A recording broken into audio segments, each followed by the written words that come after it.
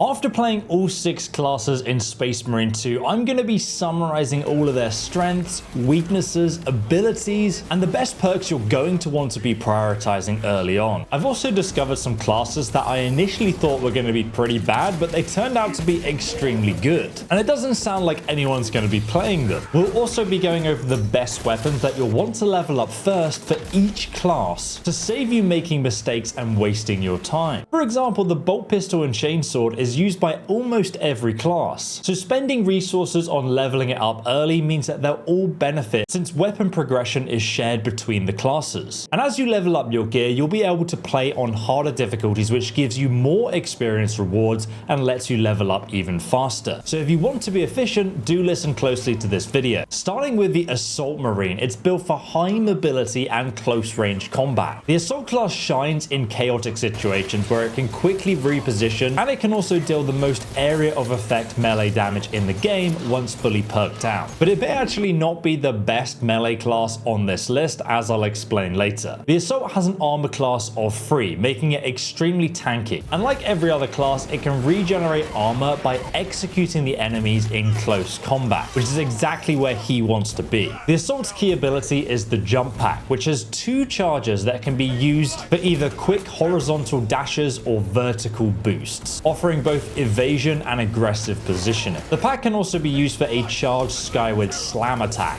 dealing massive area of effect damage and disrupting enemy formations. As long as you have jetpack charges, the Assault class is one of the most mobile classes in the game for repositioning and completing objectives quickly. But without it, you actually only have the speed of a normal tactical marine lumbering into melee combat. But with the right perk commitment, you can do a perfect dodge to restore your jump pack ability charges quickly. And as you go up in difficulty, those red attacks that you're meant to dodge become more and more common. But the Assault has no primary weapon, and to be honest, he doesn't really need one. He uses sidearms and melee weapons in combat. Firstly, we have the chainsword, and while commonly used by almost every class in the game, it is by far one of the most versatile melee options, especially against hordes of enemies due to its speed and the fact it can cleave through multiple foes with its sprint attack. And if you level it up, it's going to allow you to do even more area of effect damage to enemies. Another great tip for melee combat is that if you power attack the weaker foes with the chainsword, you can then trigger a gun strike, which immediately gives you your armor back, allowing you to survive. It's one of the best survival tactics in melee combat. And if you prioritize leveling up and mastering the chainsword early, pretty much every other class can also benefit from that. Alternatively, we have the Power Fist, which strives the balance between speed and power.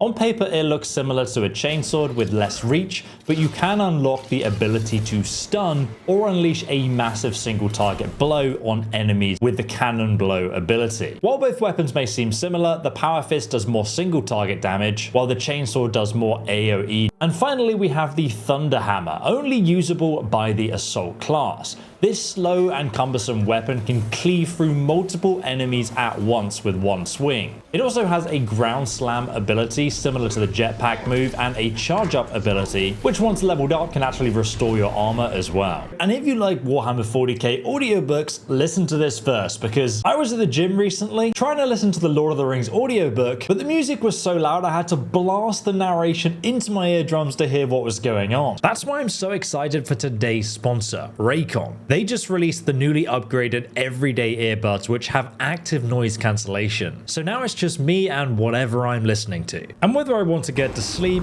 get in the zone when I'm making my morning coffee, or catch up on a podcast while I'm cooking, walking to the shops, or at the gym, the new Raycons have me covered. They come in a variety of colors, but I went for the carbon black to match my new blackout PC build. You can grab one of the new protective case designs. I went for the minimalist concrete design, but they have loads of other colors to choose from. They even support wireless charging, so you don't need to take off the case. Fast charge them for 10 minutes for 90 minutes of listening time. And they've actually given me a 15% off discount code and free shipping on top of that, so you can pick up the everyday Raycons for yourself by clicking the link in the description box below, or go to buyraycon.com/ESO. Now, your only range weapon option option is the sidearms. And you're either going to be using the bolt pistol for a rapid firing sidearm with a large ammo capacity but a low damage output. That said, this weapon is great for using gun strikes in combat to regain your armor, which you can't do once you run out of ammo. But beyond gun strikes, you should really just be in melee combat all the time because you're always going to be doing more damage comparatively. Alternatively, you have the harder hitting heavy bolt pistol, which has better accuracy and damage but obviously a lower ammo capacity.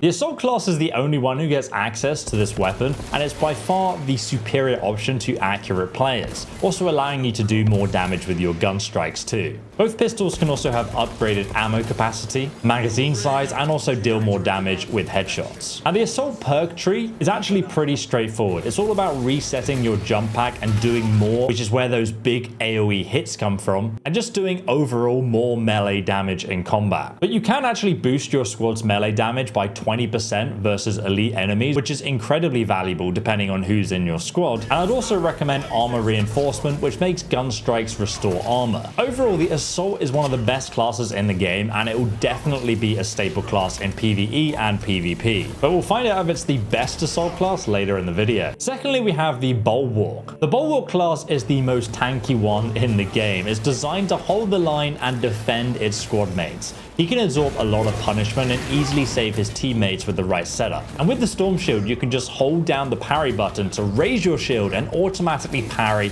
all light attacks and ranged attacks, making him super survivable in combat. You can also shield bash all the targets around you, knocking them back and even killing weaker foes. Now, the Bulwark has an armor class of 3, and its special ability is the Chapter Banner, which slowly regenerates your own and your squad's armor while they're standing near it. It can also be upgraded to instantly revive teammates and boost their damage or resistances while they're nearby as well. Now, since the Vanguard has a shield, he can only equip a secondary and melee weapon option. And gameplay wise, you don't want to be drawn into close combat. You actually want to be nearby your allies defending them, especially the range people in your squad. But as for your melee weapon, beyond the chainsword and power fist, which we just went over, the Bulwark is the only class who can wield a power sword. Now, power swords actually attack really fast and have a different attack style for a further boost in damage or attack speed. They also look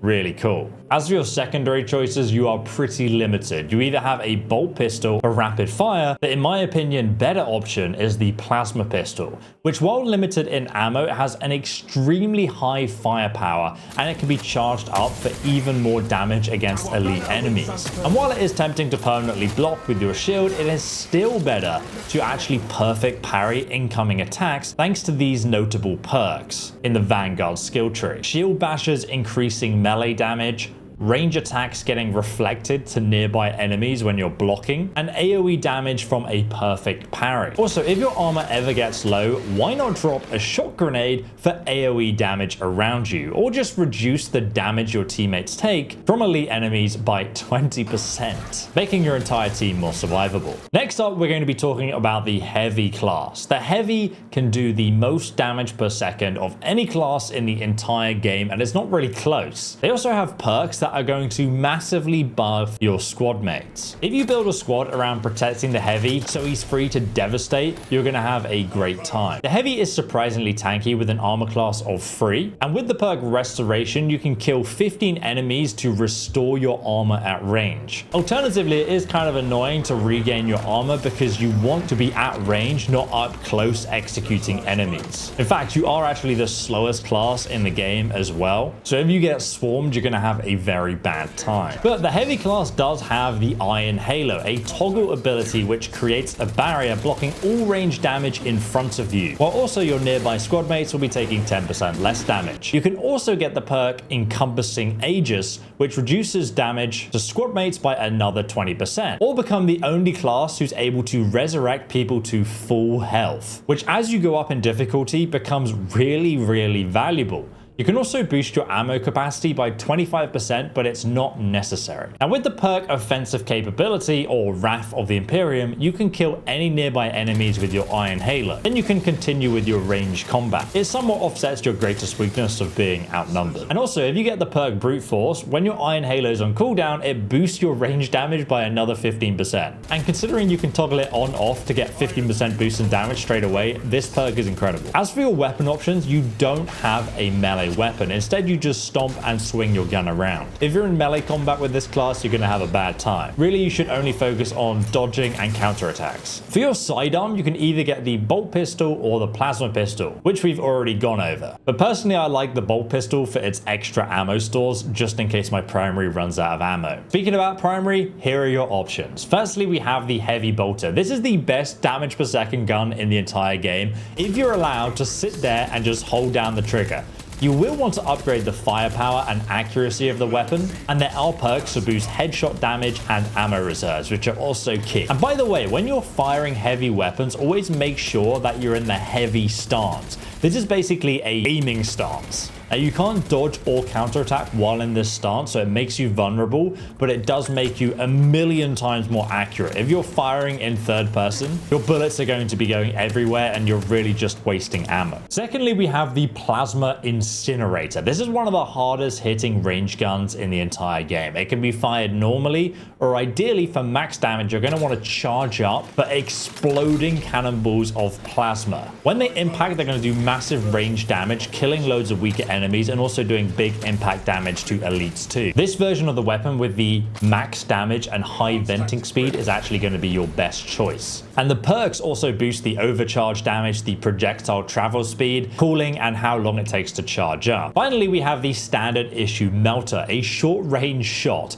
that fires through everything in front of you, just obliterating it. Where the heavy plasma has massive range area of effect damage, the multi-melter is the close range damage equivalent, and it actually does more damage, but it's just extremely short range. The perks here are going to increase its range, ammo, and damage even further, and the main drawback of this gun is the real lack of ammunition you have here. So it's quite a situational weapon to take advantage of. Next though, we're going to be talking about the Vanguard. This is a very underrated melee class, which actually has better perks than the Assault class, with the addition of a primary weapon that arguably makes the class even more versatile, while still being very mobile. You see, the purpose of the Vanguard class is to grapple into the elite enemies and assassinate them before they do any real damage, and it has the tools to do just that. I don't think it will be a fan favorite, but it may be the best single target melee class here. On paper, the 2 armor class looks pretty bad, but the perks offset this weakness. For example, Emperor's Blessing, which restores all your armor instead of letting you die. Or any melee finishers restore health for any members of your squad. And you're going to be doing these all the time, so you will get quite a bit of health back from this ability. Or why not a 15% boost to melee damage? You can even boost your party by another 50% too. The class ability is the Grapple Launcher, which lets you propel into enemies and perform a diving kick. This almost lets you jump about as much as the Assault Pack class, but with the advantage that you actually are a lot faster when you're running around normally because you're in a lighter armor class. Also, when the Grapple Launcher is on cooldown, you can boost your melee damage by another 10% because why not? The other perks have various debuffs or armor boost after you use your hook on an enemy, making them easier to kill. We do have a primary, secondary, and melee weapon option on the Vanguard, meaning we can be useful from range as well. Starting with the melee option, we have the Chainsword, a great AoE option for horde control, but also decent single target DPS like we spoke about earlier. But then we also have the Combat Knife, the best single target melee weapon in the entire game. It doesn't look like it would be, but oh my god, it's so good. It also has a massive lunge range animation with Whirlwind Strike. And again, you can use it to set up Gunstrike to get armor back as well. Specifically, the Ophelian Relic Knife has a strength of 9 and a speed of 6, making it the best single target weapon in the entire game by far. It will absolutely cleave elites in two, and the perks boost its melee damage with heavy attacks, giving you another 30% more damage and 20% more to elite enemies. It also has an effect that makes them deal less damage to you. There's even an ability called Shadow Stab stab, which doubles your heavy attack damage. So if you want to take a single target out in melee combat, this is your class. For our sidearms, we have the bolt pistol, which is great for gun strikes. Then we have the primary weapon choice, starting out with one of the most powerful primaries in the game, the melter rifle,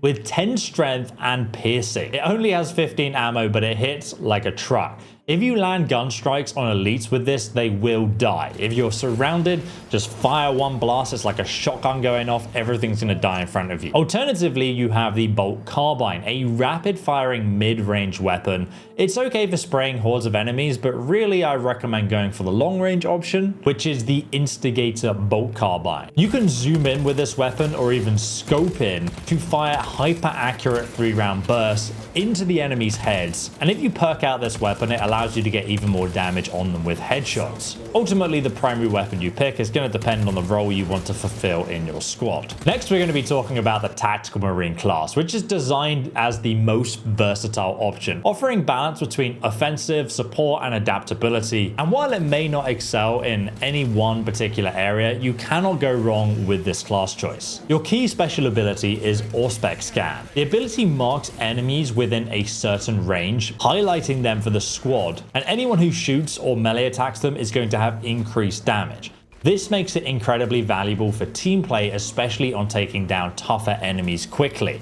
The scan can also detect cloaked units, and this makes battling lictors extremely easy since you can see where they are. Most of the Tactical Marine class perks work off the back of scanning enemies first, either increasing the duration of the scan or how much damage can be done to them, like instantly killing anything up to Extremis with a headshot. This is perfect for getting rid of zone phobes instantly. Tactical Marines can also reduce squad recall by 20% or boost range damage by 5%. Also, just swapping weapons boosts your secondary damage by 20%, which is very easy to trigger. This brings me on to the Tactical Marine's weapon options. He has the most weapon options in the entire game. Starting out, we have the auto bolt rifle. Balanced in all aspects, but excels in rapid firing, making it reliable for engaging hordes with its large ammo reserves and fast reload perks, but kind of useless beyond that. Then the bolt rifle, which we already went over, but it rewards accuracy and headshots much more while being fully automatic and having an option to attach a grenade launcher for even better crowd control. The heavy bolt is a hard-hitting automatic mid-range weapon with decent ammo capacity that rewards headshots. And then we have the Stalker Bolter Rifle, a semi-auto rifle for long-range precision shots, but perhaps a bit too long distance for the Tactical Marine. The Bolt Carbine, on the other hand, has a high rate of fire, very short range, but it's fast to reload and carries the most surplus ammo of any other gun in the game, so it's great for close-up horde encounters. Alternatively, you have the hardest hitting weapon here, the Plasma Incinerator, a chargeable weapon that is effective against armored targets. With the Tactical Marine perks here, if you overcharge your plasma by 50%, you're going to be doing 30% more damage, which makes this weapon insane. Alternatively, you have the Melter Rifle. It has very limited ammo and short range, but it's the highest firepower option for the Tactical Marine. Obviously, it acts like a shotgun though, so it's really, really close up and personal, fulfilling a very niche role against heavily armored foes you need to take care of. And for melee and secondary options, we have the Bolt Pistol and the iconic Chainsword, which we've already covered, but you can understand why now I suggest maxing out the Chainsword and Bolt Pistol first, because every other class, if you're swapping around, is going to benefit from that. The Tactical Marine is a great class if you're not sure what to play, but I find that I often just end up in melee combat, and then I think to myself, well, I should probably just pick a melee class that has perks really designed around that. But having one Tactical Marine with its Auspex Scan ability is going to be fantastic for your squad. Next, though, we have the Sniper class, which fulfills some very unique roles, but it can be quite difficult to actually snipe enemies in Space Marine 2, because when you're scoped in and there's a horde around you, you will just get wrecked still. But on certain missions, it can be good. It only has an armor class rating of 2, but thanks to your lightweight armor, you're going to be much faster with good dodge rolls and rapid melee attacks. And just like the Vanguard, you have a much further reach with your whirlwind melee attack too. The Sniper has a camo cloak ability which hides you from enemies until either you attack with a melee or headshot ability. And while invisible, that actually does increase damage. The crazy thing about this skill is the fact that you can revive your teammates while while you're invisible. This perk even lets you do it 30% faster as well, assuming you're not the first to die because you were trying to snipe an enemy. But when you do resurrect, this perk also gives you and a squad mate camo cloak for 5 seconds without spending a charge after resurrecting them. Also, toggling camo cloak automatically reloads your gun, ready for a double damage headshot or melee attack. You can even make it startle nearby enemies when you break cover. My favorite is evasion, which triggers camo cloak for free with each perfect dodge you do. And as you go into harder difficulties, they happen more and more often. You can then startle enemies again. When you break stealth, so it's pretty overpowered. But when I was playing the sniper, I found I spent 80% of my time in melee combat. I was obviously playing the Tyranid missions, which are much more hoardy and make it difficult to snipe. But if you are sniping those elite targets, the weaker targets within Synapse range will all die. But that said, it is hard to line up a headshot. So let's look at the weapon options we have here. Firstly, you have the combat knife melee weapon, which we already went over before. It has the highest single target damage. Our secondary is the bolt pistol. And then the most important thing, the 4 primary weapon options here, starting out with Las Fassel, a chargeable sniper rifle with pinpoint accuracy, penetration range, and amazing firepower. Once upgraded, you can get 10 strength on this gun for some of the hardest hits in the game, especially if you charge it up. You can make headshots deal over 300% more damage on the sniper class just with the perks. You can also boost the charge speed and ammo you carry since you don't have many shots. The next sniper option is the Bolt Sniper. This is a slightly less powerful version, but since it can't be charged up, it does put out fire much quicker than the latter. And it's actually now become my favorite sniper. It has no charge up, so you can quick scope enemies between dodging, and it just feels overall more reliable than the charge up laser. So I'll be maxing it out first for that reason. That's assuming I actually play the sniper because it is my least favorite class here. The Stalker Bolt Rifle, on the other hand, has half the firepower of the other 2 weapons, but you do get over double the ammo reserves. You can still boost your headshot damage by over 100%, so it's perfect for taking out elites with accuracy. The Bolt Carbine is a mid-range rapid-fire weapon, which isn't really a good choice on the sniper class due to its inaccuracy. That said, you can still deal a lot of headshot damage with it, and if you're against hordes and you need tons of ammo, this is something you will still pick up. It's just not playing into the sniper's strengths. I am curious though, out of all 6 classes, which one do you think you're going to be playing? And if you want to check out some uncut gameplay of what the missions are actually like, check out this video over here next of my solo playthrough. And don't forget to check out my sponsor Raycon for a discount from the link below before you go as well.